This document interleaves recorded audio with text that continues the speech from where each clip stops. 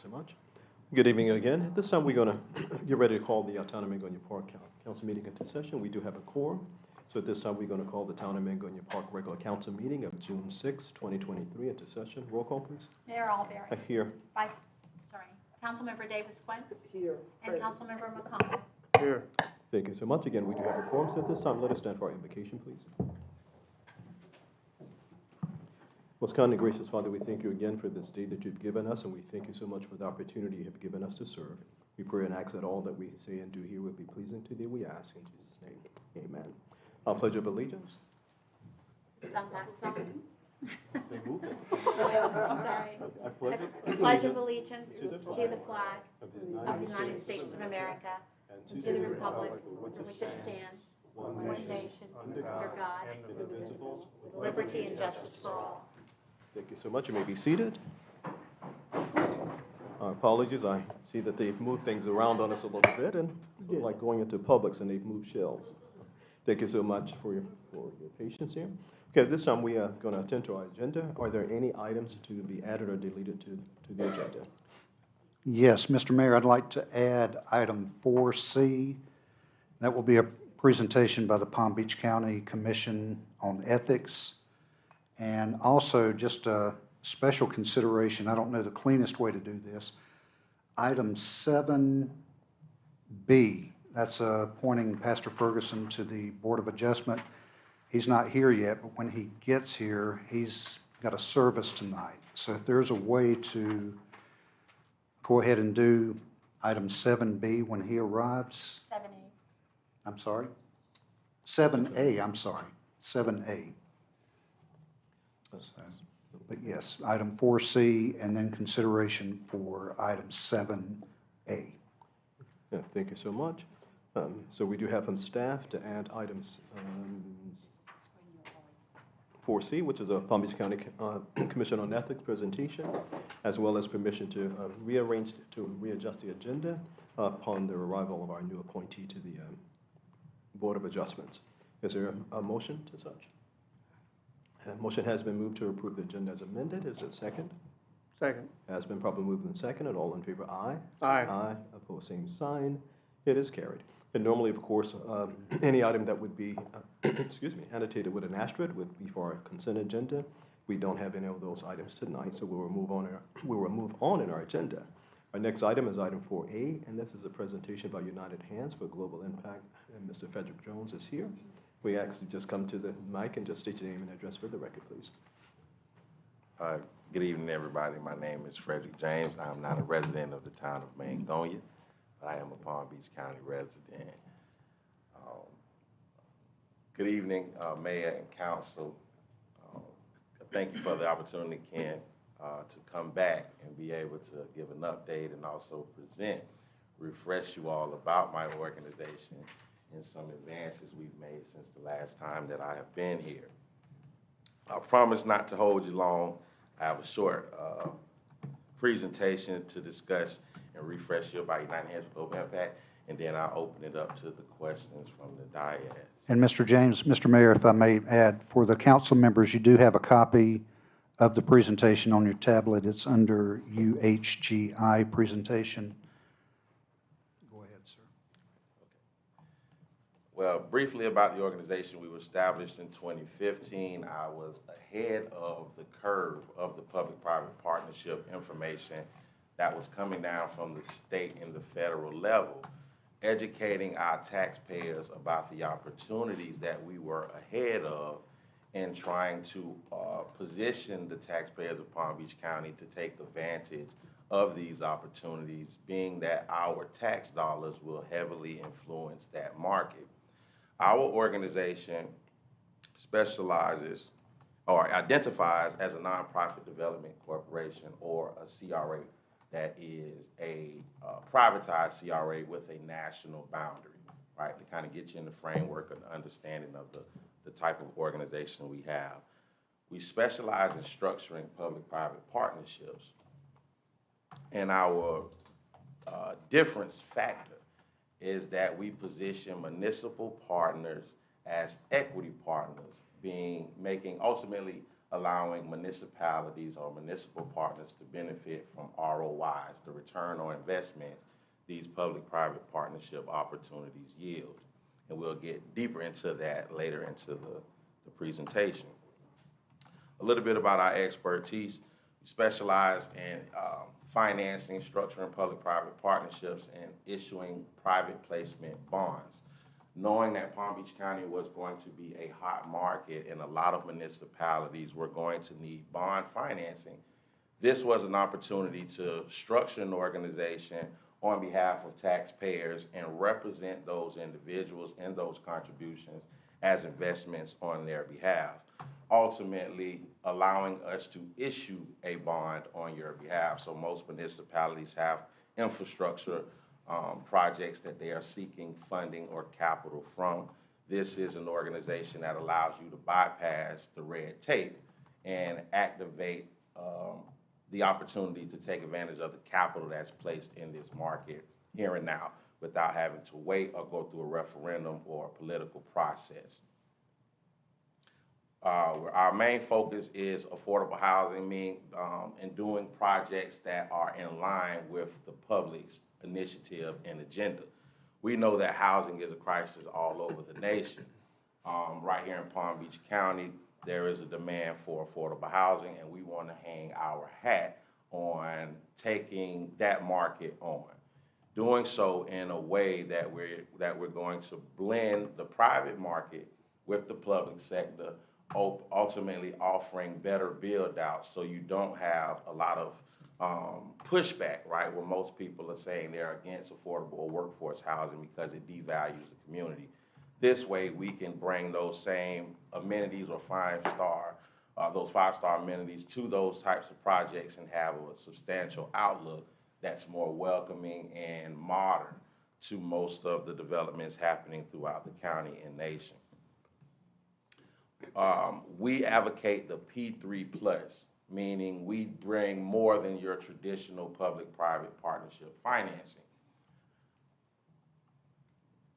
This P3+ package allows us to use private development projects as a resource to help fund your public development needs, ultimately keeping that debt off of taxpayers. A lot of development has been slowed down in urban communities because taxpayers are afraid, or seniors who are on fixed income are afraid of their cost of living being increased.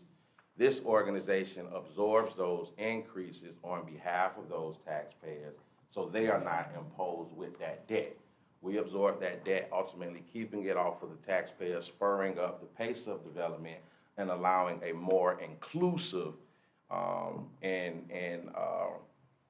development that does not displace residents, right? We bring all of those resources to the community that allows it to happen, ultimately making the residents the major beneficiaries.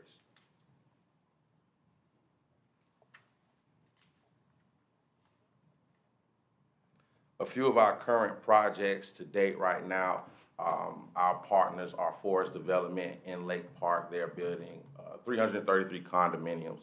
Phase 2 of that partnership is a marina and hotel project.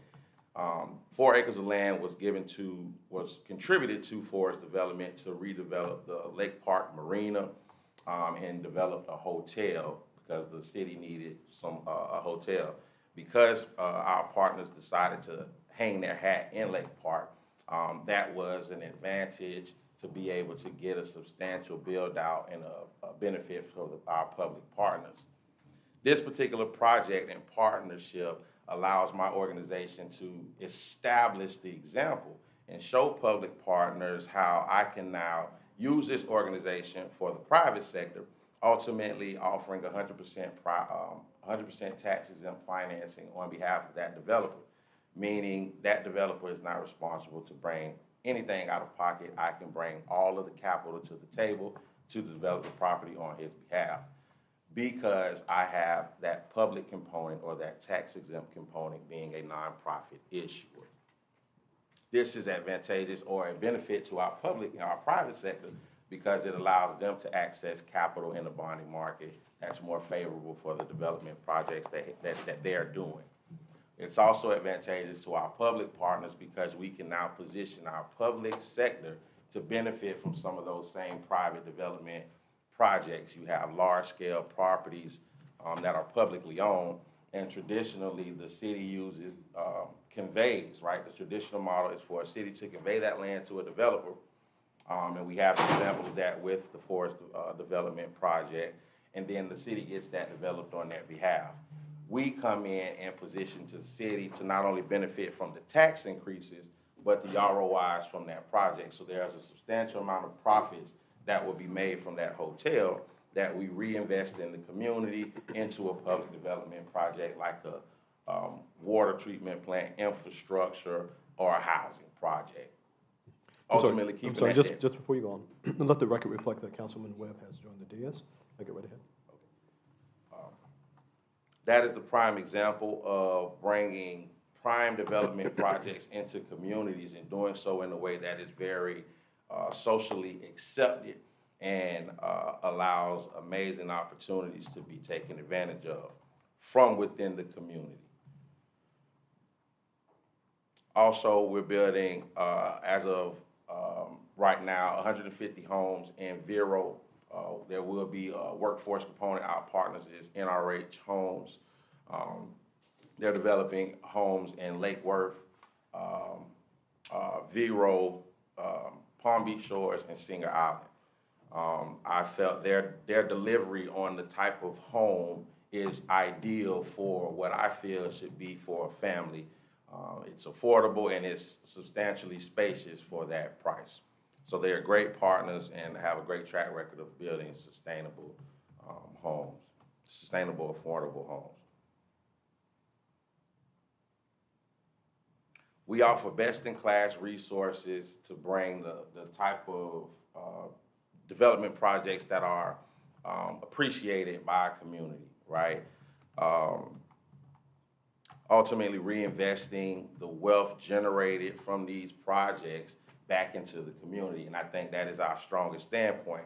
Right now, we have a lot of organizations or developers that come into the county, but they are the only beneficiaries from the resources inside those communities. Implementing this tool allows us to work hand in hand with the private sector as the public advocate or public arm and make sure we position you all to benefit the most, municipal partners to benefit the most.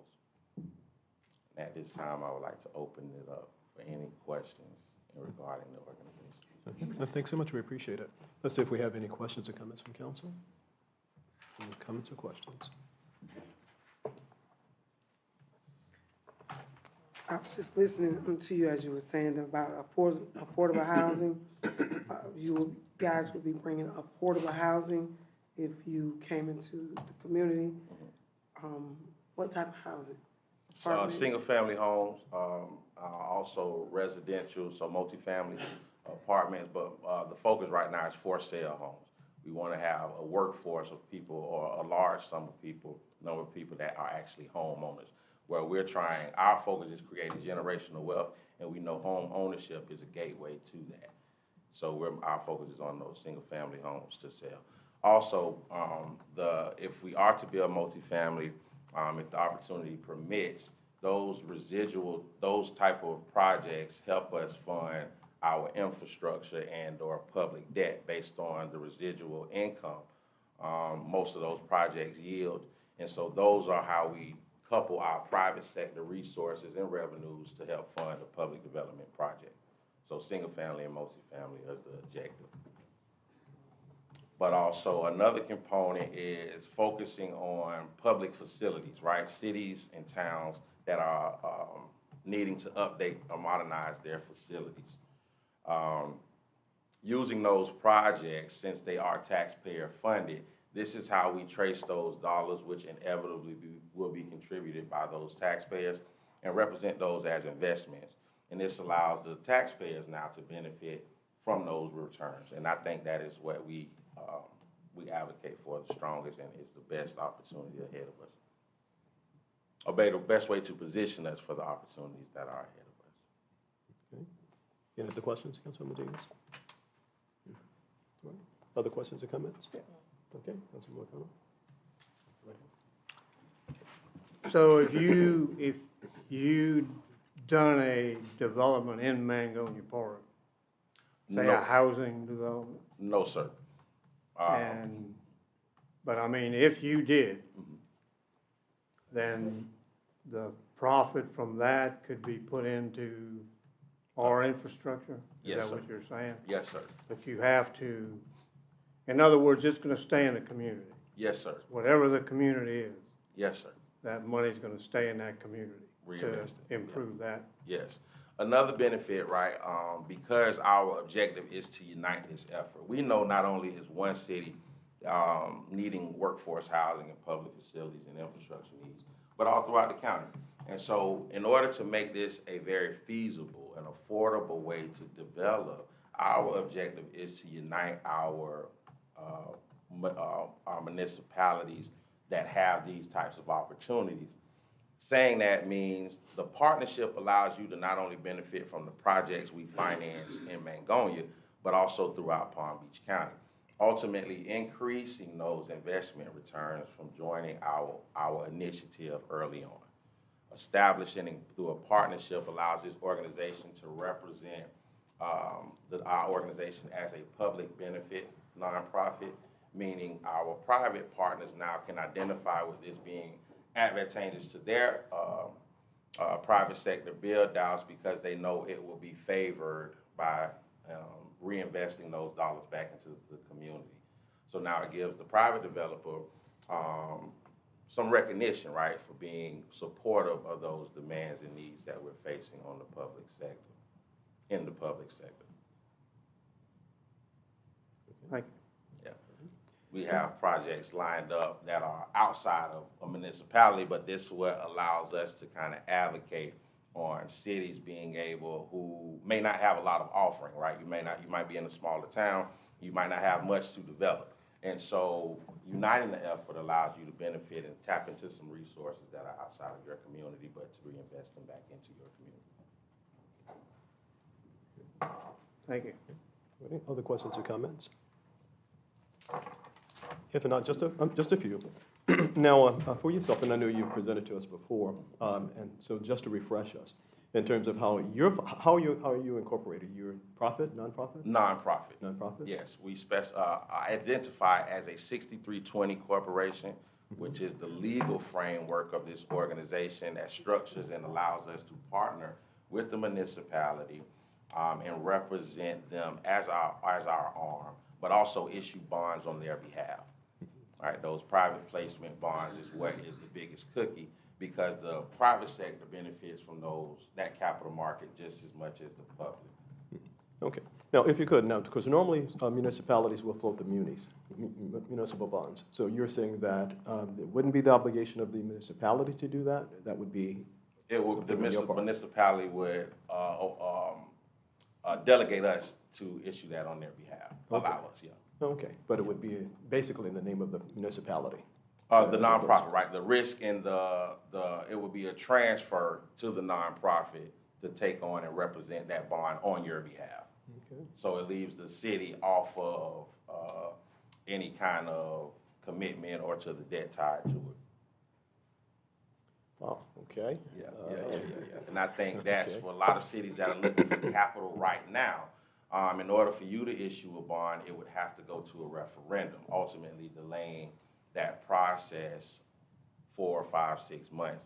This allows us to fast track that, come in through a partnership, and access that capital right now on your behalf in a way that is feasible by taking on longer term debt opposed to the traditional financing sources. Okay, so that I'm clear. So debt obligation as well as the risk would be on the part of the nonprofit, yes. So how it works is we establish what is called a special purpose entity. The city has the right to delegate and appoint representatives on that particular board. There is a safeguard implemented in the partnership so that if anything goes wrong or if anything isn't forthcoming, the city has the power, or the town has the power to take over the entity. So you never lose control, you just offset the risk so that we can fast track and access the capital. But that is the biggest sell, is that the city never loses control. think of us as your arm inside inside the development market and representing you. Okay.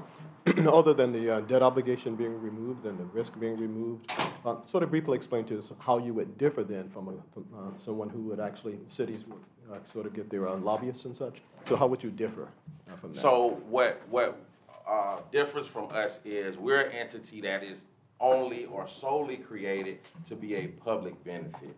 So most of these type of entities benefit off of the interest that is associated with that loan, right? And so if a private company comes in and invests or issues on your behalf, that interest is taken out of the community, right? They come in, they give you a service, they provide a new building or infrastructure, but then the city's left with the debt, right? That's the traditional way of doing it. This now allows us to recycle that interest back into the community because we benefit on a couple points on that loan. So tax exempt capital that can be redeveloped or reinvested into the community. That is what's not being offered from any other public-private structure or any other public-private partnership in the nation. Okay, great. That makes us different. So far, I would say yes, in terms of just assuming that particular risk. Now, although you're a nonprofit, we know what that means. There still has to be some type of funding that keeps you afloat. Right. So how does that happen for you? So the percentage of the bond, right? But also the developers, there are fees associated with structuring and developing. So through a finance, design, build, manage, operate contract, we get paid through the financing component, which ultimately is maybe about 3 or 4% of the project cost. Okay, thanks, I appreciate it. Just some housekeeping, I'll let the record reflect that Vice Mayor Johnson is on the dais. We'll see if there's any other questions or comments at this time. Our presenter, any other comments or questions? Okay, if not, we'll go to staff to see if there's any questions or comments from staff. No, sir. Okay, and this is a public meeting, so we'll see if there's anything from the floor. Any comment? There's nothing online. Okay, and no one's online at this time. Okay, if there's no comment from the public, we'll close the floor to public comment. We'll return back to the dais. Any other questions or comments? No, sir. Okay. Okay. Alrighty, seeing that there are not, we really appreciate you taking time to come out and benefit with us. Now, what we can do, and I'm sure offline, you'll be talking with our town manager, see exactly how that works, this whole structure and partnering takes place. And I'll just be honest with you, if it's free of risk for the town, and then you're going to assume whatever debt obligation if things fall apart. Sounds good to me so far. Okay, righty. So I'll have you, of course, the town manager will speak with you offline, and so we'll see if we can get things going. Awesome, sounds good. Well, thanks, and we certainly appreciate you coming and presenting before us. Thank you for having me. Yes, sir. Thanks so much. Thanks for the presentation. Okay. 7A. Okay. So at this time, we have, prior to, excuse me, right at the meeting, we did agree to rearrange the agenda. So at this time, we're going to go to 7A, and this is I'm sorry, 7A. 7A. Okay, getting used to the laptop. 7A, this is, of course, is a consideration for the appointment of a 5th board member to the Board of Adjustments, the BOA, and that being George Ferguson at 4769 Australian Avenue. He is here, so we're going to have you just come forward. Okay, we're going to go to staff. Mayor, Vice Mayor, and Council, just briefly, Apostle Ferguson has agreed to step forward and be a part of the Board of Adjustment. It has been really hard for us to get members, and he would be our 5th member, and that will really come in handy because we have several meetings in the near future. All right, thank you so much. All righty, we're just going to give the floor to you in the podium, so just state your name and address for the record for us. Good evening, everyone, Mayor, Vice Mayor, and staff. My name is George Ferguson Sr. I reside at Hampton Court, 4769 North Australian Avenue, apartment 107, Magonia Park, Florida, 33407. Okay, thanks so much.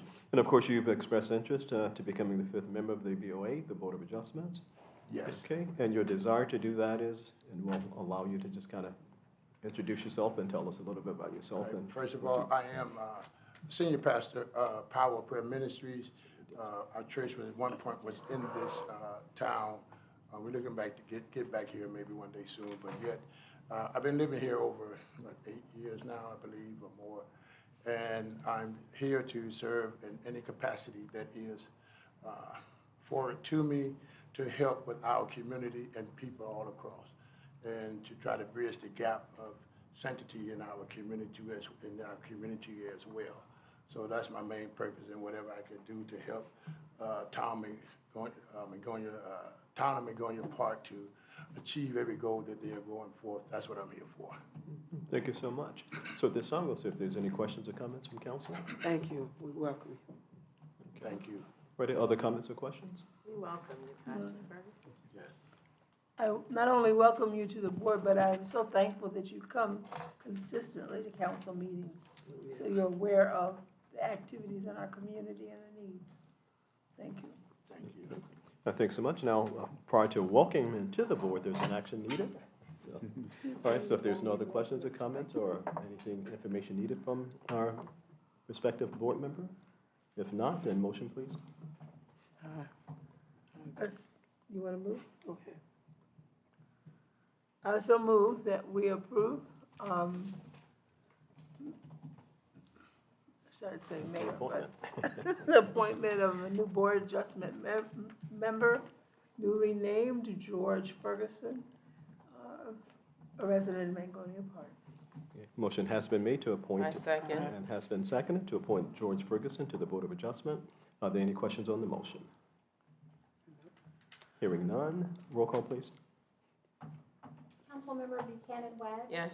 Councilmember Davis Quinn. Yes, Vice Mayor Johnson. Yes. Councilmember McConnell. Yes. And Mayor Allen. Yes. And it passes unanimously. Thank you so much, and thanks so much for expressing interest and to participate. Thank you. Thank you I so do much. want to say this, I apologize for my tardiness today, but I do have a program. That's why I'm dressed a little bit where I am as well, so I have to get out a little early. And, but thought that thank you all for having me. Well, We certainly. got the departure time for 6:30. 6:35. All right. I thought you were dressed up for 7 us. minutes. Welcome aboard. Thank you. Okay, we look forward to putting you to work. And I'm going to recognize my wife. Right, y'all know yes. her. Yes, yes, Oh, all yes. good. Okay, thank you guys so much. A regular attendee as well. Thanks, and thanks for all you do for the community. Right, our next item is item 4B, and this is a presentation about Florida Power and Light. This is Ms. Gladys Rains, as it relates to the LED conversion. Okay, and just come forward, please. Hi, good evening. Hi, good evening. If you just state your name and address for the record, please. Hi, my name is Gladys Reyes. My address, I live in Palm Beach County, not in Mango. Okay. That's fine. Okay. My old address? No. No, no. Yeah. I'm short. There you go. Hello, everyone. My name is Gladys Reyes. I represent FPL, and I live here in Palm Beach County. My corporate office is off the CSE building here off 45th. Okay, great. Okay, and you have a presentation for us? Well, I was, Mr. Mayor, if I can jump in, I'll just give you some quick background. Ms. Reyes is straight off her last performance at the city of Pahokee. So at our workshop on the 15th of May, we brought up the idea of the conversion to LED, and council expressed an interest in hearing more of that. So we invited Ms. Gladys to come out, and she has some information for us, and I think it's good news. So thank you so much. Can you guys hear me? Yes. Okay. Thank you, everyone. So basically, in looking at the town of Mangonia Park, there's roughly about 126 high-pressure sodium lights existing at this time. And most of the cities and municipalities in South Florida, I cover most of it, have already converted to the LED fixtures. Very few are left, and I'm working on getting those converted. One of the benefits for the cities, obviously, is the cost savings. LED lights are more energy efficient than high-pressure sodium lights. And that is what I asked Mr. Metcalf if the city would be interested in learning more about that, and this is why I'm here today. It seems that your poles and fixtures, especially the poles, have been here a little bit over 40 years or just around that mark. So there could be other opportunities if in another conversation you guys would be interested in changing out those poles, whether you want to have wood poles or at some point go underground and have concrete poles. I am your lighting representative for the town, so any concerns, questions, or needs that the town has, I'm happy to be able to work with you all, answer any questions, any proposals that you will need. I'll be able to assist. With that said, back to the 126 lights, roughly I'm not 100% sure, this is our information that I have internal. The bill for these lights at this time should be about $1,621 a month. That conversion from high-pressure sodium to LED would be roughly around $1,320 a month. So a savings of about a little bit over $300, so about $3,600 a year for the town of Magnolia Park. And I sent all the information to Mr. Metcalf, right? He has the agreement. All we would need is for you to sign that. It'll break down each fixture throughout the town and what their equivalent in LED would be. I also forwarded a brochure that shows the difference of what high-pressure sodium lights in a neighborhood versus what LED would look like. High-pressure sodium is the more golden light, which a lot of, we call it light pollution. And LED lights are more targeted to light exactly what it's pointed to. So instead of going above and around and all over the place, it's going to directly illuminate the road. You're able to see car color, more clear dress shirts, which is important. If you need to identify anything that would be going on in the neighborhood versus with a high pressure sodium, the colors get a little bit distorted. That's another benefit of having the LED lights. So there is that savings annually. And that's basically it. If the town agrees, we can probably, and we received the agreement, the lights can probably be changed out within about 5 months, 4 to 5 months. And it's literally just changing out the fixtures at the city. And I believe all of you have the lighting catalog in front of you. It is, it's on everyone's tablet. Okay. Oh, I see some. Okay, yes. So the only question that I would have would be what type or what temperature LED light the town would be interested in having. We have the 3000K, which is a warmer golden, still LED, but warmer, right? Temperature. And then we have the 4000K. That would be a brighter white light. Mainly seen on major roadways, Publix parking lots, I like to compare to, but that's up to the town. They're both going to be LED, and there's no cost difference for either. It's just the town's preference. Okay, all right, thanks. And we do have the brochure, we were just thumbing through it as you were presenting. Questions? So we'll see if there's any questions or comments. Okay, Councilwoman Webb, Councilman McConnell. Thank you for Okay. coming. All righty, so Councilwoman Webb and Councilman McConnell. Go right ahead. Can I ask a question? Okay. Yes, Councilwoman, go right ahead with your questions. Thank you very much for visiting us. I'm super excited about the lights and the turnaround time. I just wanted to know, you were mentioning the difference between the brightness. Can it be mixed? Like if you wanted 3,000 here and 4,000 here, can it be? Say can? Yes, ma'am. And will there be more poles in the areas that are needed? No, but we can certainly do that. Yeah. What did you say? We can certainly add more poles. Now, the polls, that's a council decision. If I was gonna there's ask, more requested, we just simply give that to them. would that be added cost? Yes. So and I'm glad you brought up cost. For this conversion, there's absolutely no cost to the town. What we're going to do is provide the new lighting agreement to show the new lights and the locations and the temperature. And then that you will continue on like you're doing now. So you're responsible for the monthly energy bill, which would be reduced, and the maintenance of the poles and fixtures will continue. There'll just be a less. So say, for example, we agree on 3,000K. What is the distance of lighting? Yes, that's a great question. So we're comfortable recommending, if I can even say that, typically between 100 to 150 feet is the spread for the most part. And then after that, it may get a little bit darker. in Which one of the between. lights are like the baseball brightness? Which one is that? The 4,000K. Thank you. Okay. Councilman McConnell and then Councilwoman Davis. So if I understand it right, FP&L is gonna come and install the lights. And we pay a light bill now already. So the LED lights don't use as much power. So they're gonna come in, they're gonna put the new lights up. And you're saying it's no cost to us, is that, Yes, sir. okay, I didn't understand that right. We're actually going to remove the existing high-pressure sodium lights and replace them with the LED lights. Well, they already removed one by me. Say again? They already removed one of the street lights over by me where I live. They came and took the pole out, took the light down, and took the pole. Oh, this is the. That's the oh, one. I was Mhm. going to ask you, did you hear back from That's the one. Jerry? I haven't seen it yet, so.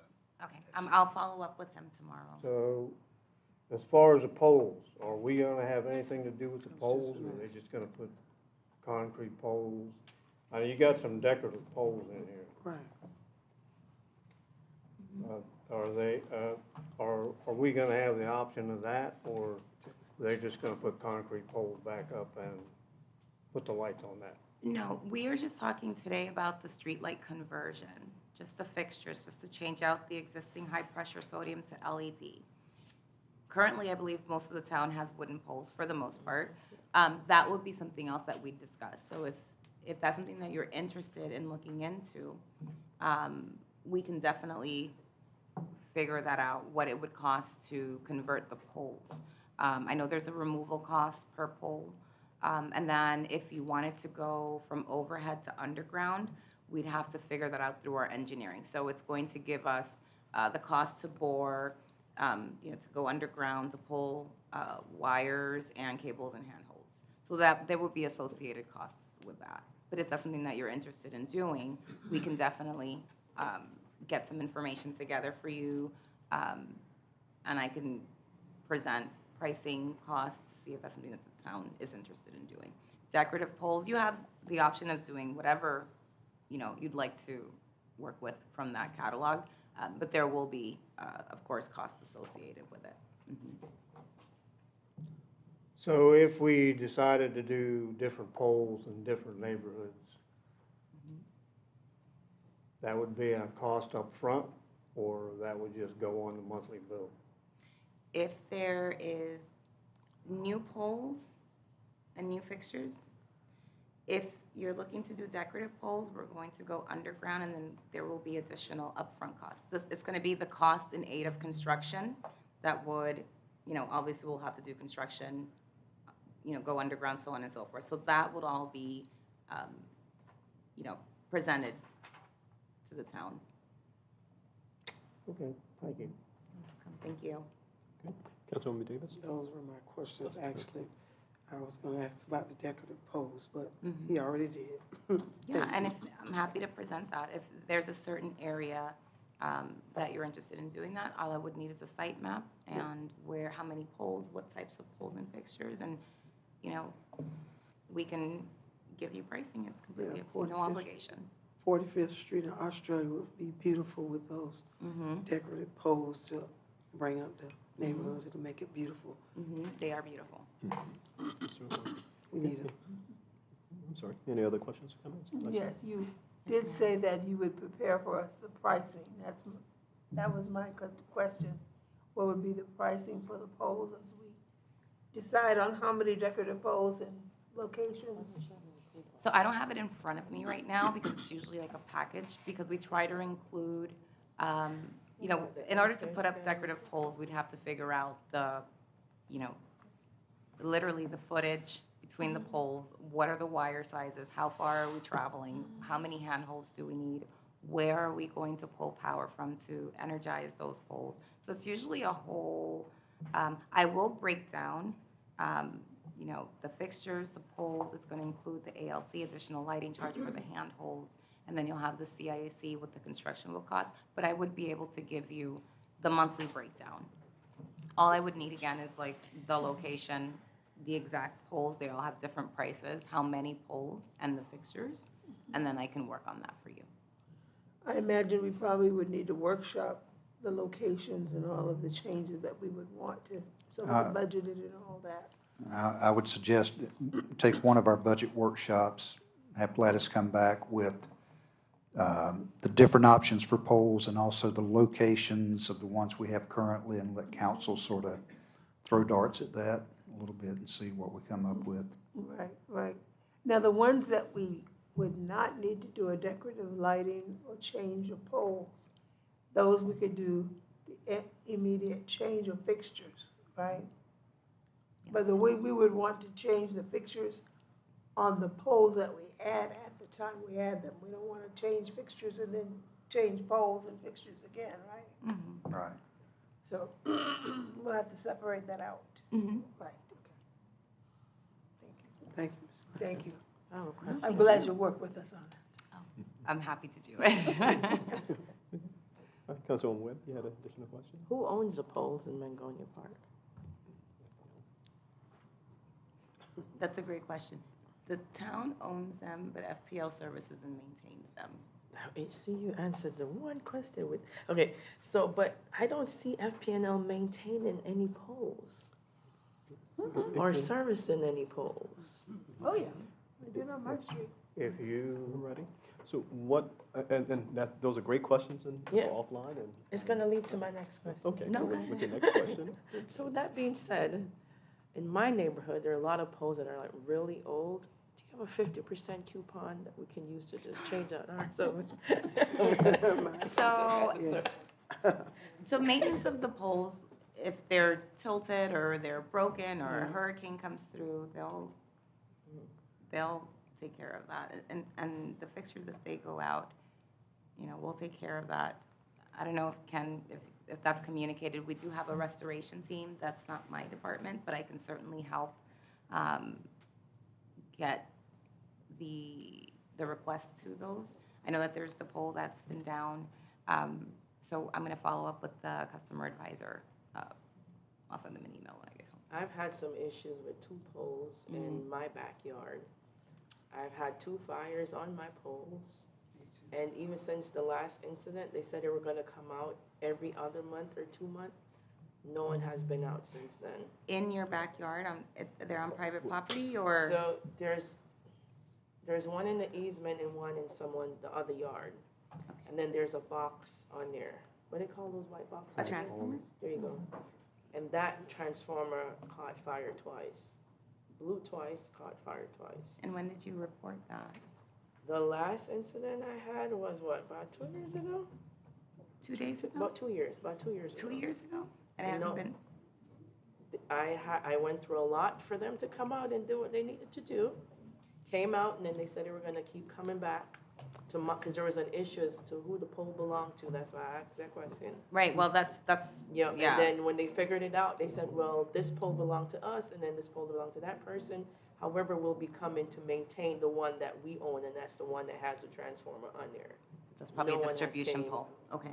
since. And if you want to relay that information to give to me, let me see what I can do for Okay, it. so Sorry Ron, if about there's that. specific issues and so forth, we'll convey that information to the town manager. Yes. And he'll speak with you. Okay.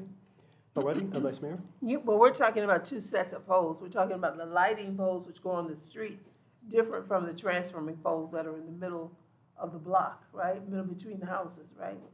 Those 2 different types of poles. It's not It the depends. same. I'd have to look at it. Because I know the lighting poles on the streets, they have maintained, and I know when I have reported lights out, they have come out to Street put new lighting. lights on. But as far as the pole in the backyard, there was one, similar to what she was saying, a transformer pole that caught fire. And in fact, the whole team came and did a massive job of replacing, I guess, the transformer and a few other large items. But Mhm. there's one pole that was very rickety. And they said they would come back to change it, and they never have. So I am concerned, but to me, that's a different issue from the lighting poles that's on the streets, am I correct? Those are distribution poles perhaps. Mm-hmm. So But, that's, I'll look into that for you. okay. Mhm. Alrighty. So any other questions as it relates to the presentation? Alrighty. So just a few, so that we're clear. What you're doing here in terms of the housing, that's what's going to be changed. Because apparatuses that has the bulbs now, you can't use the LEDs for that. You have to change the housing, that little piece, the little fixture piece. So the existing pole will remain. Yes, Just that arm where the light is, that's going to be changed out. the fixture. Mhm. The fixture, okay. Alrighty, and one of the things that I think what is being talked about here, and I think it would be nice if we're able to do it, what I call the old world or the colonial type poles, sort of old English. The Washington maybe? Style 3 in the brochure, the presentation that you sent. It goes along that line? The pole, sorry, it's at the end. Okay. I've been,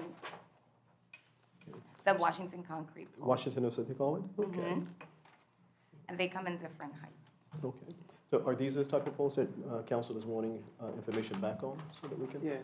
Okay, so those types. Okay. Now, and I know that, as you stated appropriately, that if indeed council decides we want to take a look at investing in these types of poles, there's the cost associated with the pole, of course, the boring, the wiring and all of that. So I'm the miser up here, so I do confess. So with that, I'll ask, are there solar lighting available? No, we do not offer solar. Because that's free. Say again? That's free, so I'm always looking for free. Yeah, no. Okay. we So don't- no solar possibilities? No, sir, not at this time.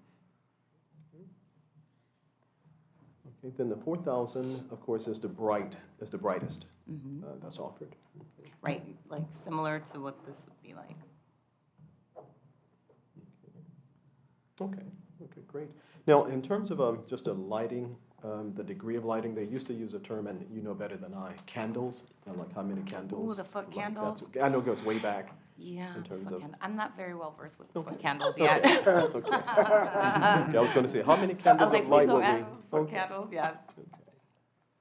But I believe the town should have those specs, right, of what the foot candles should be, Uh-huh. or no? I'm not sure, because some that we have are very old. And, Okay. Yeah, they're probably 60-watt bulbs, sort of the equivalent of that, if you will, so. No Okay. problem. Okay.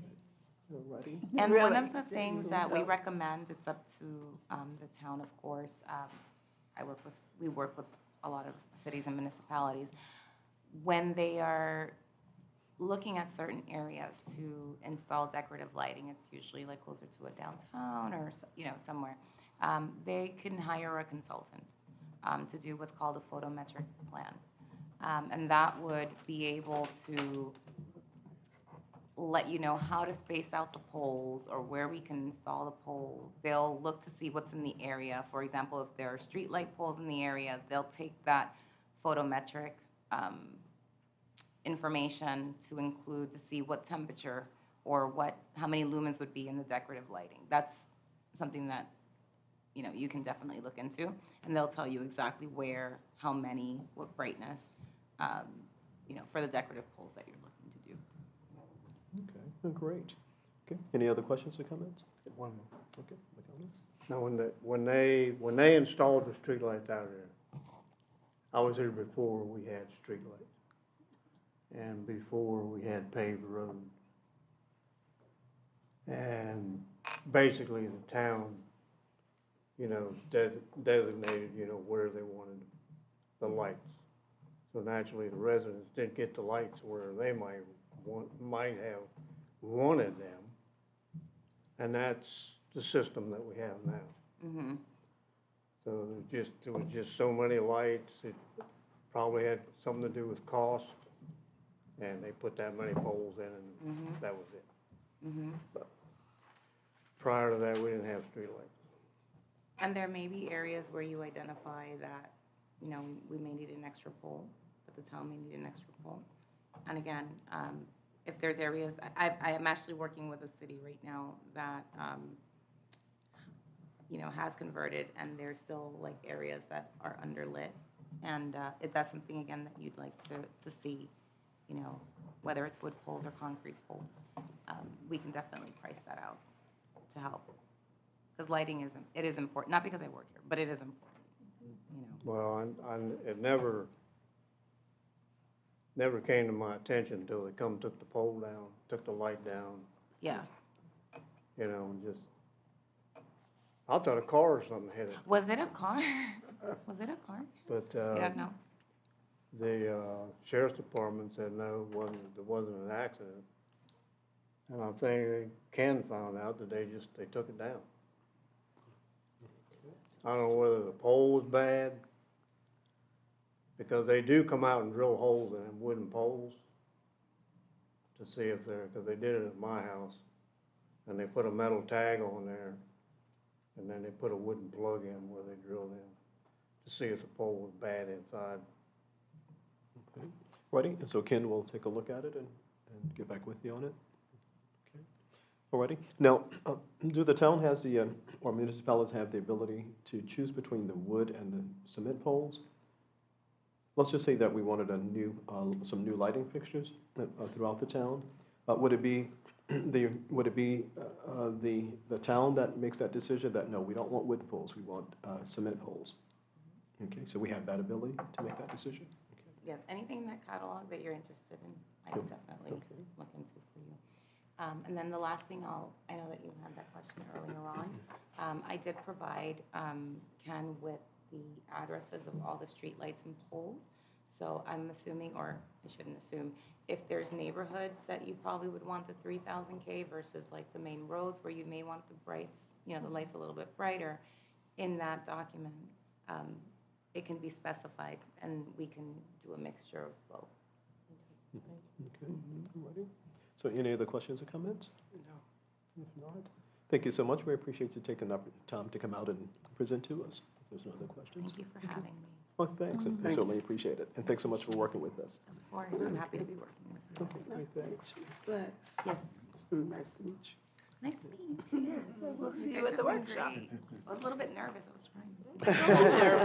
But you you guys when were you're great. coming back to the workshop, if you have a coupon code, just walk. I'm gonna with look it, for okay, a yeah. code, okay, yes, and then Thank we'll you. figure out about the lights. This went better than Pahokee, right? Yes. And thank you for coming. And thanks Thank you. again. Thank you. Thanks so much. Have a good Okay, night. our next item is item 4C, and this is the Palm Beach County Commission on Ethics, a presentation. And thank you so much for coming as well. Hi, good evening. Good Hi. evening. I think I'm shorter than most. My name is Gina Levesque, and I'm the Intake and Compliance Manager for the Palm Beach County Commission on Ethics. I'm here today to speak to you about the Commission on Ethics and our goal to enhance the public's trust in government. In 2010, the Commission on Ethics was created pursuant to a grand jury recommendation from a 2009 hearing. I've been with the office since inception. As of in 2 days, I will have been there for 13 years. Congratulations. We were created to provide oversight, transparency, and accountability for the 12,000 officials, public employees, and advisory board members throughout the county. We also have jurisdiction over lobbyists, principals and employers of lobbyists, and vendors. Our commission is independent of any county or municipal government, and our commission is made up of 5 members who are appointed by individual groups throughout the county. As you're aware, county government and every municipality in the county is subject to all of the ordinances that came about with the ethics movement. The Code of Ethics is a 12-page document that creates a backstop to enhance public trust by ensuring that public officials and employees conduct themselves independently and impartially and do not use their offices for private gain. The key to success for the ethics program is education and prevention. Ongoing training, advisory opinions, and the establishment of a culture of ethics is our goal. The ethics programs are simply designed to further the public's trust in government. The availability of our staff to train and answer questions through our advisory opinions, which we have 523 to date. May also prevent ethical misconduct from becoming criminal misconduct. While the Commission has statutory authority as a quasi-judicial code enforcement board to issue letters of reprimand, letters of instruction, and even fines of up to $500 per violation, our goal is to educate those under our jurisdiction to prevent violations before they occur. All of our advisory opinions, gift forms, voting conflict forms, outside employment forms, as well as all of the complaints that have been heard and our public record are on our website under our databases tab. We have a vast database of information available. In closing, you all are doing a great job for the city, or for the town, and we appreciate hearing from all of you. And if you ever have any questions, please feel free to call us or contact us. And always ask first and act later. That is our motto, and if we can instill one thing, that would be it. If anyone has any questions? Thanks, I appreciate it. You'll let me ask first. Okay.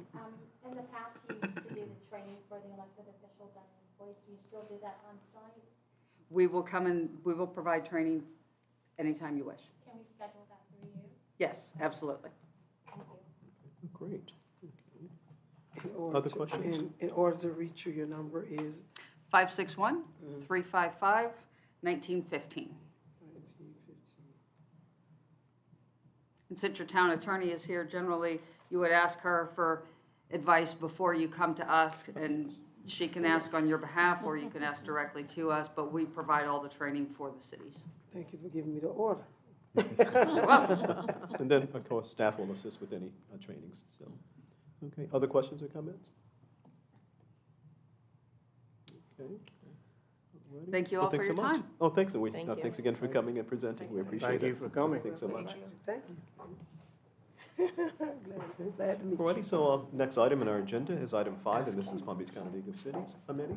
Thank you, sir. Nice to see you in person. I apologize for my telephone appearance at your last meeting. Just a brief calendar update. The next general membership meeting is June 28th. It's at the Riviera Beach Marina. The address is 190 that's East 13th Street, in Riviera Beach. The presentation will be a hurricane update. We are unfortunately in hurricane season again, so Mary Blakeney from the county will be there to give you a hurricane update. And it's the normal start time, 11:30, lunch, 12 o'clock program start. And that's it, sir. Thank you. Okay. I'm sorry, what was that date again? June 28th. 28th. Yes, sir. Okay, thanks so much. Okay. Any questions or comments for Amity? Okay, hearing none, we'll move on to our agenda. Our next item, of course, is our reports. Ken? I'm sorry, just before we do that, public comment. We officially have to open for public comment. Okay, did I skip some? I sure did. Okay.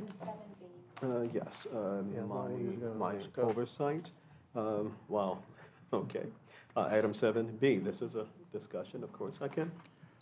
Mayor, Vice Mayor, and Council, there's no backup on your council. I just wanted to update council and maybe if you feel led, give staff a little direction on this. So most of you remember we met jointly with the Riviera Beach Utilities Board on March 29th to discuss the agreement that we have with them for wastewater services. As everyone knows, we were in an interim agreement that expired the middle part, roughly the middle part of May. So we're currently without any agreement with Riviera Beach. So about a week ago, had a meeting with their city manager, and he informed me that our billing would start to come at the rate which they designate as the commercial rate of $6.34 per 1,000 gallons. So, but in the same conversation, he said he also understands that Mangonia Park may not pay that rate. So, so there is an understanding that they're going to start billing us that rate, and there's an understanding that town council may choose not to pay that rate. So if you want to give the manager direction on that, I'm happy to take it. I do have a follow-up meeting with him tomorrow, and we've agreed to meet throughout until we do have some type of an agreement, interim or otherwise. But just for council's knowledge, we are having some conversations with West Palm Beach, same topic, and we're also, we being the town, we're trying to push the issue with Riviera Beach, Seacoast, and West Palm Beach to look at future regionalization of utilities. What that'll look like, we don't know, but certainly there can be some cost savings if we take that approach. That's a different topic for a different day, but I'm happy to answer any questions that you may have concerning our agreement or lack thereof with Riviera Beach for wastewater services. Thanks so much, Ken. Ken, any questions or comments or directives for Ken for his meeting tomorrow?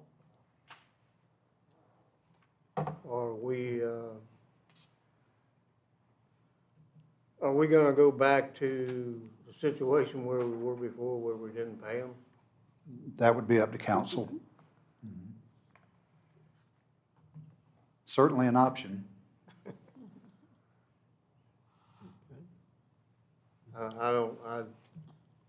It just seems to me like there's, you know, some other, as a health department, I mean, they can't, the health department wouldn't let them just say, you know, that's it. I don't think that's on the table anyway. I don't think they're considering that. But, you was also talking about alternatives. Now, we had somebody in here several years back about some kind of a system that would cut down on what we were going through Riviera Beach with. And there was another system where it would be packaged and taken to the dump. Are we looking at anything else? So what we, Councilman McConnell, what we have done is we've had conversations with our utility engineer and told him to start looking at all options. What you're referring to, that presentation 6 or 7 years ago, that was a great alternative, except you still have to discharge the, you know, the liquid water part of it. Yeah, So, but as our engineers told us, there are technologies out there that are changing the way sewer is treated, and so it may not be too far in the future before we could explore that. But I've told him to look at all options, and up to us having our own treatment plant for sewage, you know, what that would run us. It's probably not a very viable option, but, you know, we're looking at everything based on the current situation we're in. Because even if we had our own sewer plant, we still have to discharge You it got to discharge the water. somewhere. That's right. Okay. Other comments or questions? Right. Now, I think the more granular conversation is simply this, and I was talking with Ken about it. One of the things, and we didn't bring it up at the meeting, the joint meeting we had with them, is simply this. We've talked about it before, and it didn't get any traction, didn't go anywhere, is that if indeed they want to charge us $6.38, fine, let's pay it. However, the condition being that we receive the same services everyone else who pays the $6.38. Keep in mind that for us, all they do is pass it through, and no pun intended. That's all they do with our sewage, our wastewater. But for the other municipalities, Palm Beach Shores and Gramercy Park, they do the billing, they do the receipting, the collection, the maintenance, and they do everything. So we're paying for one service, if you will, and everyone else is getting 5 or 6 services for the same price. Right, I know within their bond issue, they talked about, of course, the language stated that they cannot discriminate among customers. I don't know what you call that. If I'm required to pay $6.38 for one service, and others are getting 6 services for the same price, what do you call it? Unfair treatment? What do you call it? So my position, and what I was explaining to Ken, was that, yeah, we won't even argue with it. We'll agree to the $6.38. Just give us the same scope of service that everyone else gets. That is my position. For the record, can you clarify the 638 versus the 634 and tell me what they... 634 per 1,000 gallons. 6:38? 6:34. 34. Just correct my notes here. Okay, so it's 6:34 for the record. May I get clarification, what's the category of services for commercial versus residential? Because I'm not sure if you're referring to residential, they do all this, if you're talking about commercial, they do all the billing and services as well. Correct. Okay. The other two municipalities fall, and I stand to be corrected, fall under their commercial rate. Remember, we're still asking for the appropriate category, and we never got that. So if indeed the other municipalities fall under their commercial category and they're paying 634, fine, then we fall under that same category as well, and we pay the 634 for the same scope of service. Fair is fair. So that's my position. But if they're saying that no, we only want to do the pass-through, then fine, give us a pass-through rate. Yeah, I always have agreed that a pass-through rate needs to be identified because that's the only service they provide for us. I've always agreed with that. Right, and as such, we asked for a category to be placed in, and I think it was going to be the wholesale category. And they never did it because their response was that, well, we can't discriminate on us. You're not discriminating because your bond language allows you to establish categories. And since we're different from Gramercy Park and Palm Beach Shores, and we're not residential, what are we? We don't fall into any of those categories based upon the services provided. So I'm not sure what was so difficult to understand about that if something is different, I mean, it goes back to Sesame Street. One of these things is not like the others. And we're not like everybody else, and so we shouldn't be charged, for a lesser service. So my position in terms of just information directive to the town manager for his meeting with the administrator, the town manager, would be that we'll agree to pay the 634, providing that we get the same scope of service as the other two commercial customers. I agree. Well, and, it's like, I would even like the hesitate. mayor just said, fair is fair. Yeah, as I was stating before, I always agreed that it should be a different service rate for just pass-through services.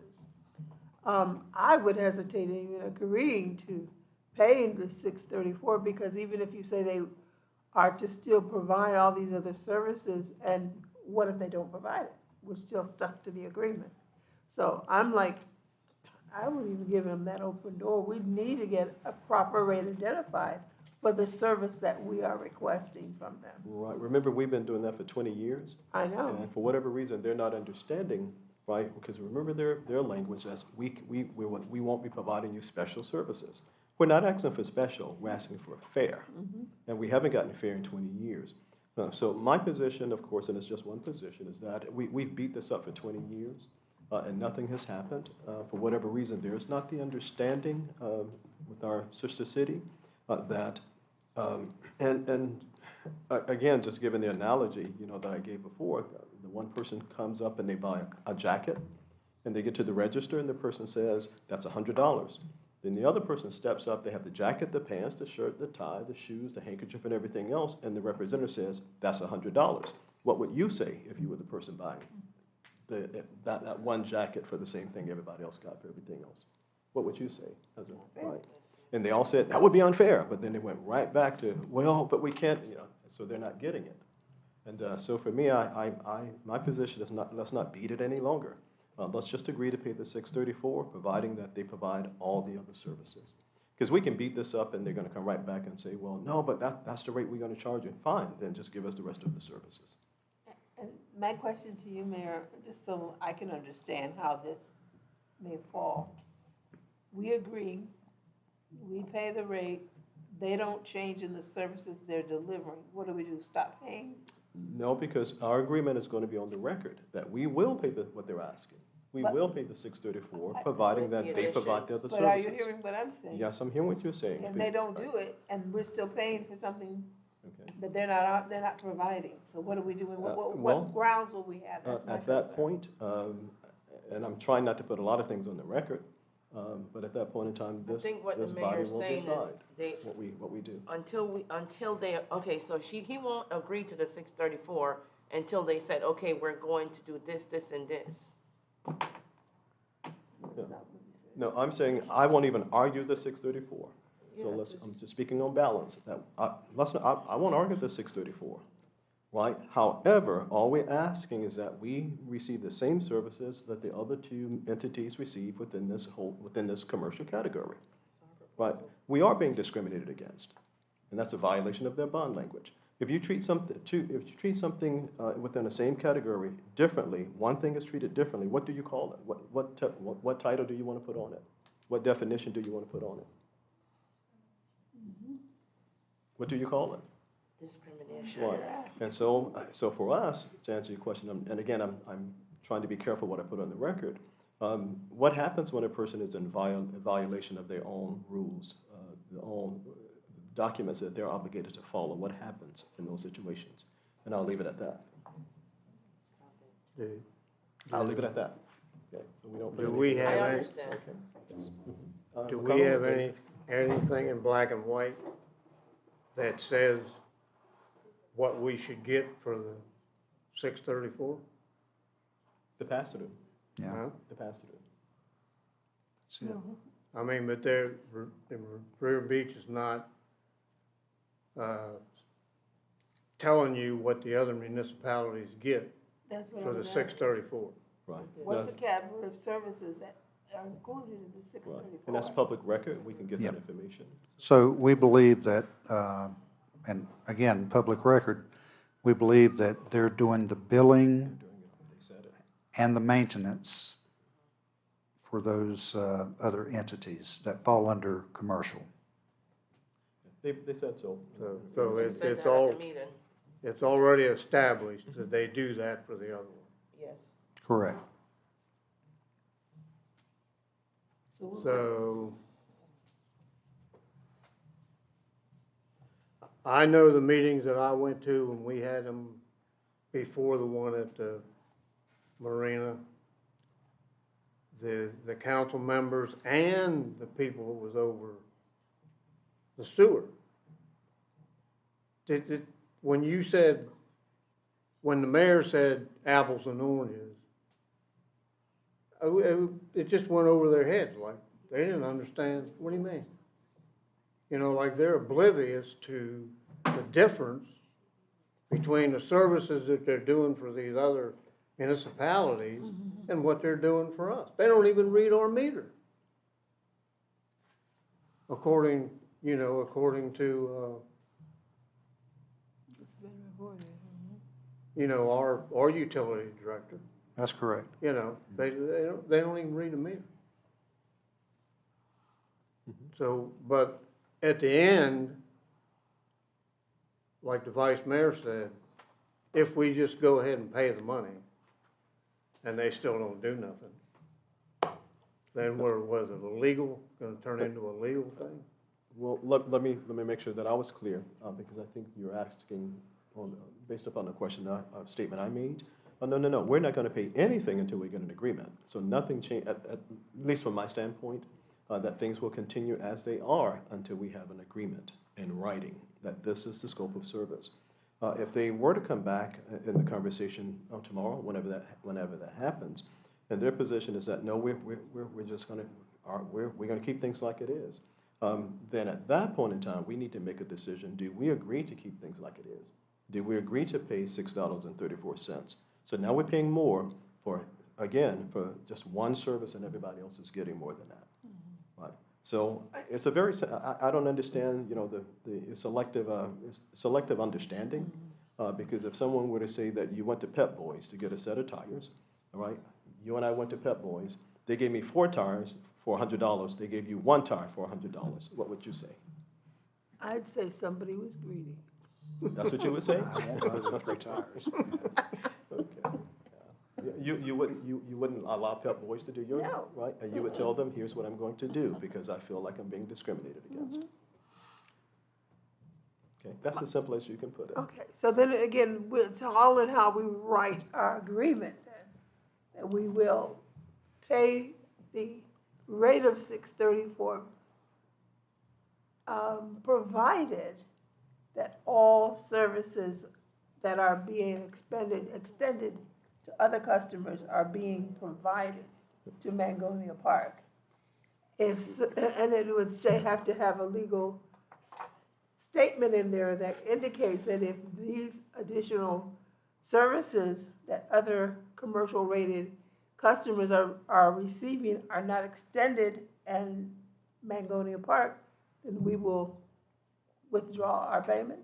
Is that what you're saying? No, we're not gonna get to a written document, agreement until the negotiations is done. Right? And I'm just saying, I'm speaking because that's what's gonna happen on their side. But they have to agree that whatever the rate is going to be, and then we agree, and then we get into the actual, document itself. So we memorialize it in a document. But Okay. then that has to happen first. Okay, just to back up on something that was said earlier. My understanding is that we have always paid bills to Riviera Beach. We haven't always paid what they billed us because of the unfairness of their billing requests. The correction would be that, no, their council, not their council, their utility district agreed with us and then gave directive to the council to memorialize that agreement, that we would pay X amount of dollars per meal. For whatever reason, a lot of things happened over there and it never got done. And so my position was always, when does a resolution or whatever it is become, well, that's what happened. Right, so they never did it. But I'm saying is, the amount that was held back was the difference between what we were already paying every month and what they were requesting in the billing. Correct. That's the difference. We Yes. still were paying every month. So I don't want anybody to think that we didn't pay every month. We paid our bills every month. Under the rate that we had under our agreement is what we paid. Then they came up with this additional rate, and that additional amount is what we did not pay, and we held out on paying any of that additional rate until we were getting some type of communication flowing that we were gonna work toward a bilateral agreement. Right. So Yes, sir. that's my understanding. I don't wanna say on record that we did pay every month, Oh, absolutely. and let that be understood. Because I don't want anybody to say we didn't pay, we went months without paying. No, we did pay every month, just not what they had advertently come up with, which was outside of our agreement. Mr. Mayor, if I may, so there was a period of time where we stopped paying, whether that was 7, 8, 12 months, I'm not sure. There was a period of time that we did not pay them, Anything at all? nothing at all. Oh. Now, however, we did catch that up. We did catch that up. There was the difference between what they were billing us and what we know that they passed on resolution for our rate. We gave them an opportunity. We sent them a letter saying, we're looking for this rate. We understand, we know that this was passed. Their city manager, their interim city manager at the time didn't respond to the letter, so the next month we started paying I think it was $5.11, which we understood to be the rate. They started billing us at $5, or they continued to bill us at $5.85. So there became that difference. It went to mediation, was headed to arbitration, and then it was settled. So there's no money owed, but there was a time where we didn't pay. Everything is square. Right. So in the here and now, what is your position in terms of directives to the town manager? Agree to pay the dollar amount as discussed earlier. I'm with sorry. The same Okay. services. $6.34, right? Paying the $6.34 and getting the same services that the other customers are getting. What kind? Yeah. Pay it and agree to pay it, and they'll give us an agreement, right, Agreement for? for, the services. 634. So if it's, what are they gonna put, when they do the agreement, and they make a mistake and say pass through, No. Now, keep in mind, this is what we're telling them we want to do for the 634. So what do you want the manager to articulate tomorrow in his meeting as it relates to what our desire is for that 634. No, I agree, we should just go ahead and pay it, because we've done everything else in the past, and Right, so that I'm clear, pay it without the other services or with the other services? with the other Okay, services. all righty. Vice Mayor? Definitely a requirement of all services be rendered for the amount paid for the 634 commercial rate. Okay. Councilwoman Davis? I believe nothing should be paid until you get black and white stating what exactly the amount is going to be. That's just my opinion, because if you pay them, the rate can still fluctuate. But if you have a black and white agreement stating this is what we're gonna pay, and this is what you guys are charging us, then you'll have an understanding. Because you won't have an understanding if you don't have that black and white, because they can really just tell you anything at the meeting tomorrow, you know, we're gonna charge you this, and you don't have anything, no agreement, no contract, they can do what they want to do. So I would rather have a contract, me personally, and then pay, but I think the board, everybody here wants to pay and then get a contract. No, no, We're no. not talking about No, contract tomorrow is Our just a agreement negotiating, tomorrow. if you will. Okay, No. so when you go tomorrow, you should request that we get something in writing, and we will pay as long as we have it in writing, what you guys are charging. All righty. Okay, so the Okay. directive here is, from council, is that we will pay the 634, providing that as a wholesale customer, I guess that's where we're gonna fall, like the other two municipalities, providing that we receive the same services as the other municipalities. And Mr. Mayor, just for clarification for tomorrow, so if the answer is no, then we're not, Yes. For me, and I'll just speak for me, and then other council can chime in, and if the answer is no, we're not going to do that, then, so that you're already prepared, then council would like to know, the number one, then what category did we fit in, and what's going to be the rate for that category? Because we're not paying commercial rate, and we are not getting commercial services. That's just my opinion. I agree. Okay. And it would be preferred you get their response in writing. Yeah, everything in writing. You can always memorialize things. You know. Everything in writing. Okay. so just to delve a little bit further, so in the interim until we get the agreement that states whatever, if they're not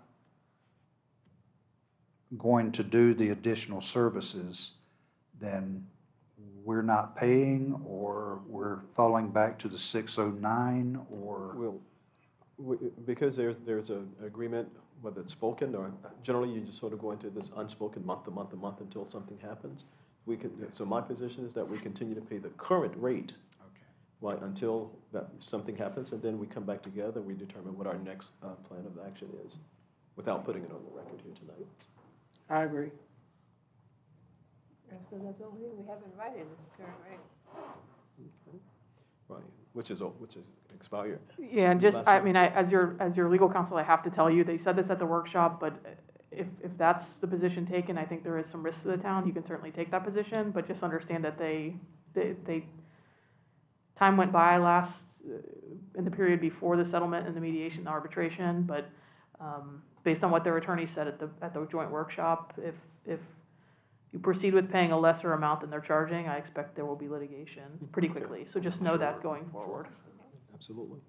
Ms. Mitty, also, they didn't respond to a lot of those questions that we asked either way.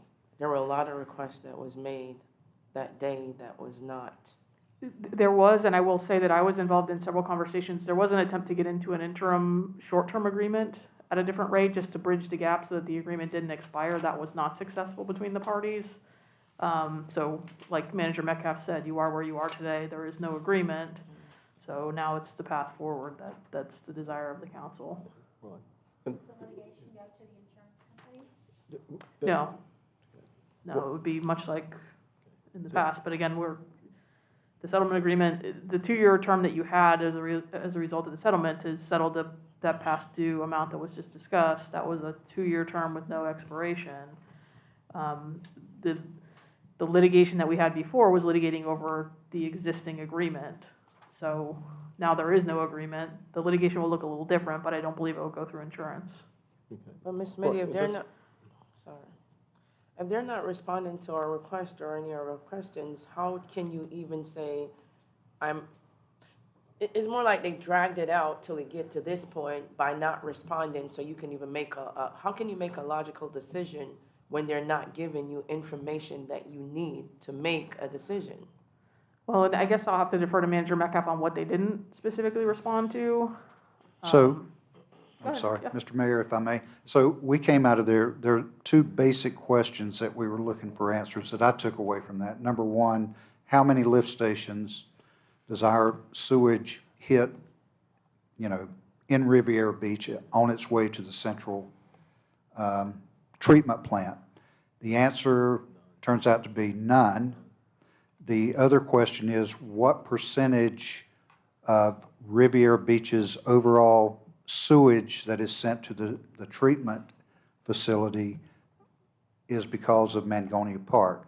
So we've heard, they haven't answered it this time. So that's one answer for sure we haven't get.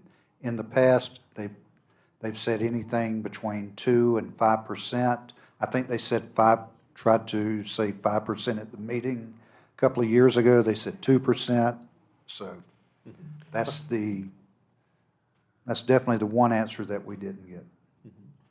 Yes. And again, it's just one council person's position, so that I'm clear from my position. Again, and I'll just kind of give my position using an analogy again, that if I went to Pep Boys, if I went to a vendor and I said, give me a set of tires, and they said, that's $400, right? But that's only for one, Mr. Alberry. And then another customer came up and said, I want a set of tires, and they gave them 4 tires for $400, gave me 1 tire for $400. I don't mind litigation. I really don't, because I was discriminated against. I asked for the very same service every other customer is getting, but I was discriminated against. I don't mind going to court for that one. I have a question. Would it be possible we can hire outside counsel? That's a separate conversation. But what we're doing right now is just talking about what our desire is for this. So I'm sorry, I didn't mean to. Okay. No, I was just brainstorming. Sorry. It's okay. And I we don't do know. that. I'm still learning a lot of stuff. Oh, not a problem. Not a problem. Okay, so what we'll do here is that, again, the town manager has his directives in terms of what our position is. If they say yes, then we ask for the codification of that. If they say no, then here we are. And I've stated my position. I want 4 tires. And I'll go to court to get 4. Tires. Okay, other comments or questions? I have a question. Okay, Councilman Davis. I have a question this is not off the record, but not on that subject. I know the lady that came earlier, what was her name? Gina. Right now. Gina, yes. I just want to ask you a question since I have to come to you now to know the order. If you're putting out information like letting the people know about at the end of this month that they won't have Medicaid or Medicare. I'm sorry, we'll come to it in council comments. Oh, I thought you said comments. Oh, no, on this item. Oh, I thought we were done with that item. Okay, all right. I need to ask the next question. Lisa's ready. We'll come to Yeah, that. I'm moving Lisa's right like along. a jerk. Okay. Yeah, All I thought right. we were done with Okay, that so are we item. We're clear? on the next one. So, okay, let me know when we finish on that item. Righty, so we're all done with this item? So we have your Yeah. directives. Any questions or clarification needed, Ken? Good. Okay, all right, thanks. Righty, so that was item 7. Glasses. So that is the last of our action items. So at this time, we'll open the floor to public comment, and we'll just give that brief moment for public comment.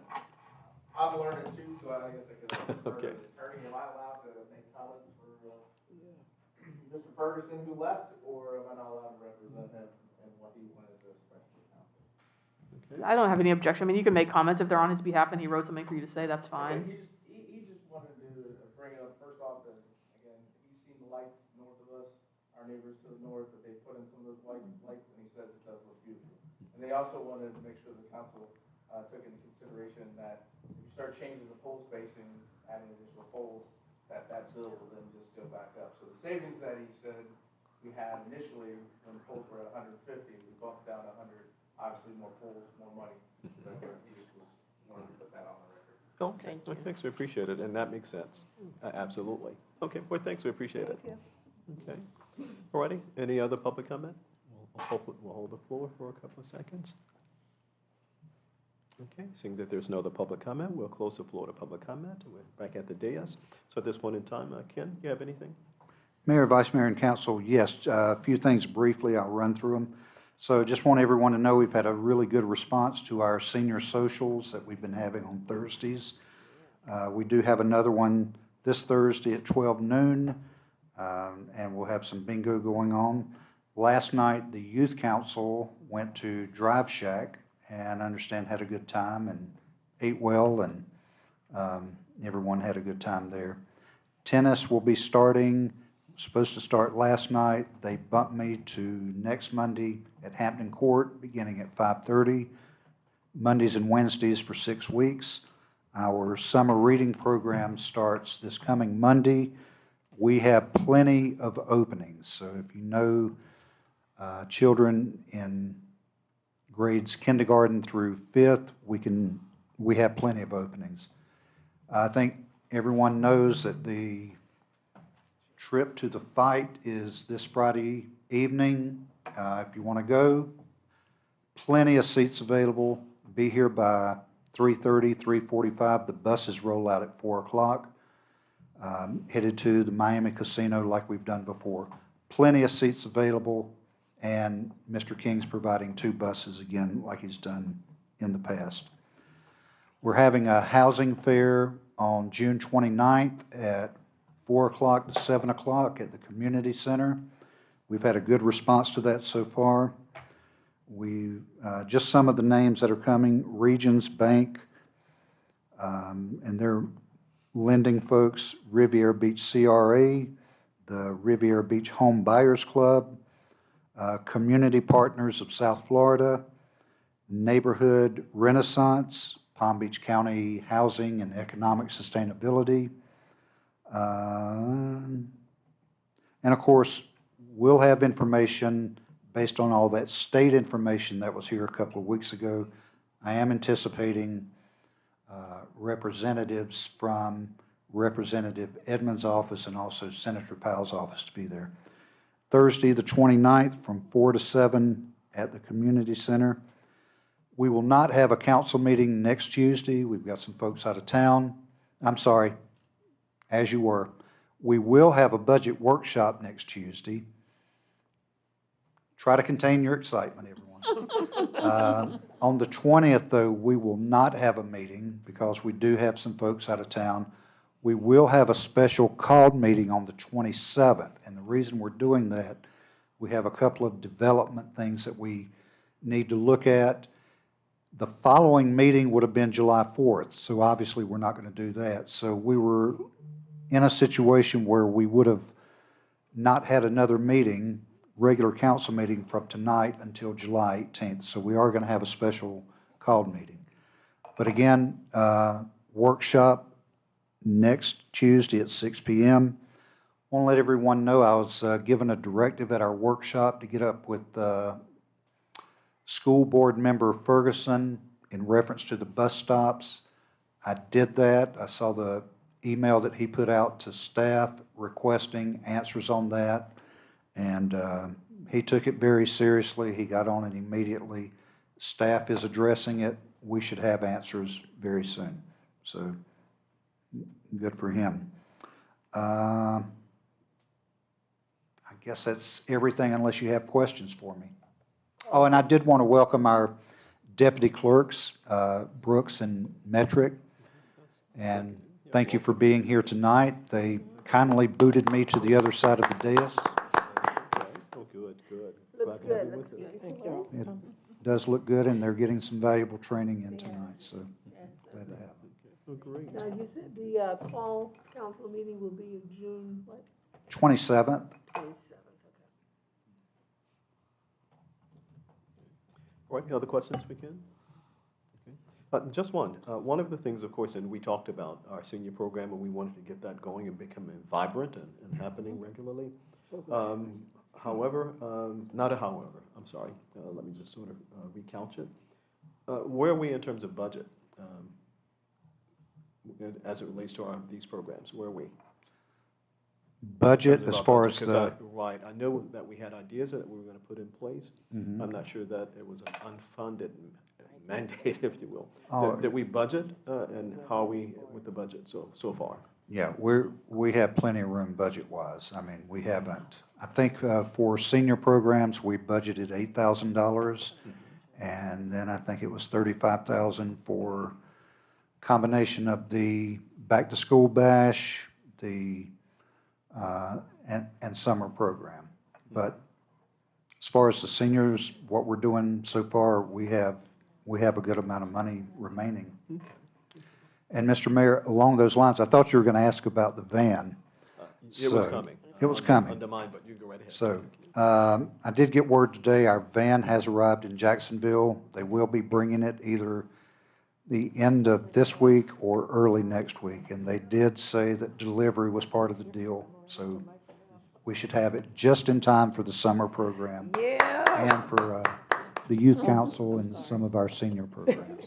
Yeah, they should have some delayed reduction to it. I mean, Yes. it's, Yes. March, then April, then. I'll certainly put that to them. Yes, we get some discounts on Okay. some delay. But any other, I'm sorry? I'm so, I just agree, I just got discounts excited. from delay, I agree Severe with delay. that. Their delay, yeah, we deserve some payback on that. Mhm.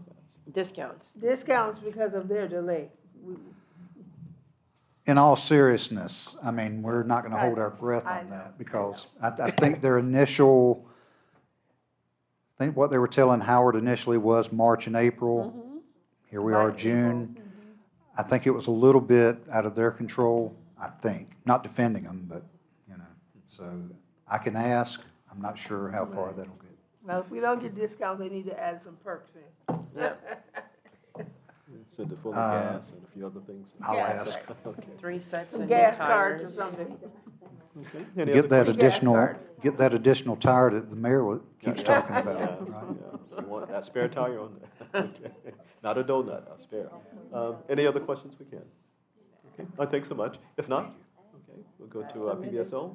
Our report is as advised, Captain didn't have anything. Okay. Any questions you have of us? As advised, I We're submitted. happy to fill it out. Anniversary, nice.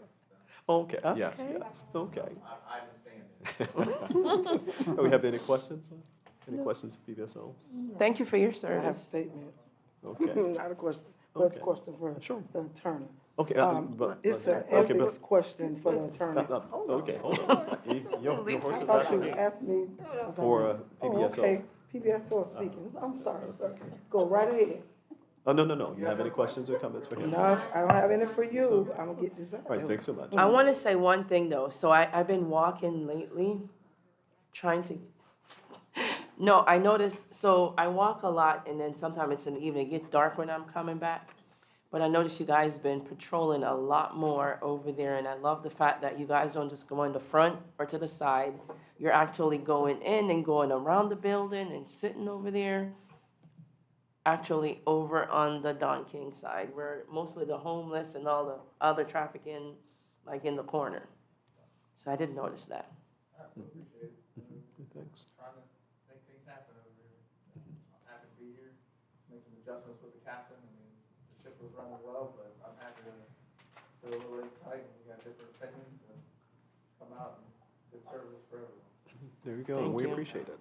Yes, Glad you know. okay, certainly appreciate We it. do appreciate that. Okay, And I feel All right. safer walking well, long good, distance. okay. So, Amity? Nothing specific, but Okay. I'm happy to answer any questions. Okay. Councilwoman Davis? I don't think I'm gonna get the question out, I keep getting cut off, but I'm gonna get this one out. So, ethics, excuse me, I'm gonna finish this one. No. Council comments. Okay, yeah, this time. No, Question, I heard Ms. Gina, I heard her name, I think it's Gina. Gina Levesque. And she was saying about personal gain. If I'm putting out information to the public, it's not even for personal gain, letting the public know that if you don't,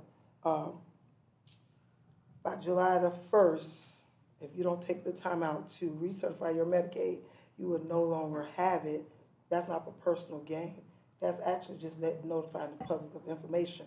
I haven't had any ethics training anyway, so I'm asking you, is that consider personal gain if I'm letting the public know? No, what's it's going very on? specific. It's your special financial benefit is what you have to have. So what you're doing is exactly what you say. You're just public dissemination of information. That's That's what not I'm a doing. special financial benefit, so that's Okay, fine. okay, great. I just need to know, because I like to let people know what's going on in advance, not for personal gain. But if I have to say the town is, putting this out, I don't have a problem with that, because that's what I've been doing.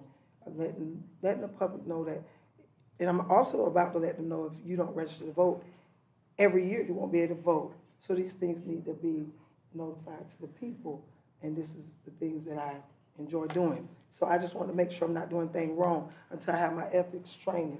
I will send you an email on the voting. There was a change to the state law recently, so you do have to be a little careful about what you disseminate Okay. in terms of campaign announcements. So I will send you an email and call you about that, because Okay, that is a great. little bit different, but the first question is you're fine on that. Okay, great, thank you. And, oh, by the way, thank you guys so much for, I love the senior program, it's going well. Miss Sonia, clap to Miss Sonia and all the ladies that are helping you guys too. I can't leave you guys out. The new clerks, you're doing a fine job. I love seniors, and I advocate for seniors all the time. So this is great. I appreciate everyone that's putting the effort in. Ms. Ken, you're doing a great job. To the dance, everyone's doing a great job. And I'm glad to be here. Thank you. Thanks, we appreciate it. Okay. Any other comments or questions for a meeting? If not, then we'll go to council comments. Councilwoman Webb? As submitted, as registered. Also. Oh, okay. All right, thanks so much. Councilwoman Davis, Quince, you have anything No. from council comments? Okay. Councilman McConnell? Okay, Vice Mayor? I just want to say I've attended several of the senior luncheons, and the seniors are very appreciative Oh, yes. of the opportunity to come together and talk about issues and share together, the progress of the town. So this is something they're kind of concerned about. It's going to have to stop for the summer reading program, but they said they're glad that they have had these events in place, and hopefully they'll be able to just keep getting more contact. So we did get, so we did get 2 in for June, which was 1 more than we thought we were going to do. We're going to get 1 in July, right after July 4th. So once we start back in August, we'll go back to the 3 a month, maybe 4 a month in some cases. So Yeah, I they really understood. appreciate it. Please don't They're stop. very enthusiastic, and this Thursday is bingo. Oh, yeah, So they've been calling for that, so it'll be exciting. Please don't stop. Good, good. Keep going. That's a great program. yeah. Good. It's gonna get bigger and bigger, larger and larger. People telling people. And Well, it's just- good. They'll just Good. keep coming out. Great. All righty. And I have nothing else to add. So if there's nothing else for the good of the order? Okay. If not, then motion for adjournment. Motion to adjourn. Second. Has been properly moved and second. And all in favor, aye? Aye. Aye. Pose same sign. You missed that, huh? It is carried. Thanks so much. Again, thanks to our new employees for coming out. We really appreciate it. And we'll see everybody on the next meeting, Next Tuesday. next Tuesday's workshop. What's Tuesday's Okay. workshop? Have a great evening. I Thanks. guess I should.